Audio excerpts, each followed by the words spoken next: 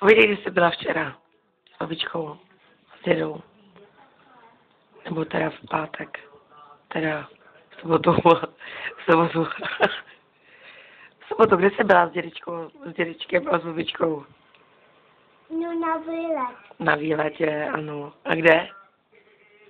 Tam na věci.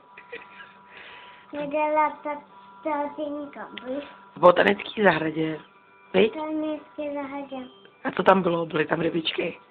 No, byla ty heby. Ryby. A co jak dělali ty ryby?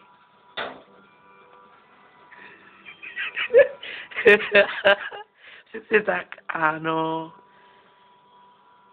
A co tam ještě bylo? Kytičky. Byl kytičky, ano. Ano, ano. A ty budeš mít brzo narozeniny, viď?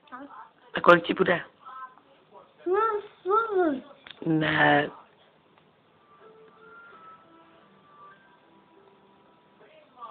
Ne, to už ti je. Tak takhle.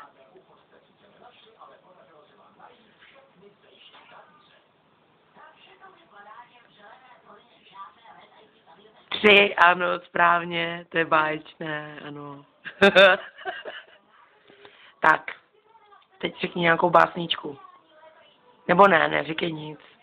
Nejdřív se nasnídej. Co bys si vlastně chtěla, Aničko, k narozeninám?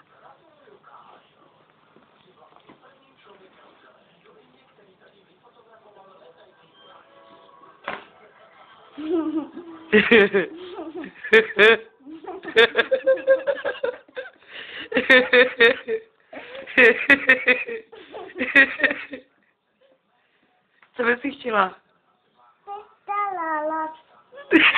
Teďka nespívej básničku, řekni mi, co ty si chtěla za dárek k narozeninám. Nějaký cukráky, nějaký bobonečky, nějaký Jo, takovýhle samý dobrodky, jo. takový dobotky. Tak dobře, tak já se to nějak zkusím zařídit, jo. Aničko, jo? Mhm. A teď papej.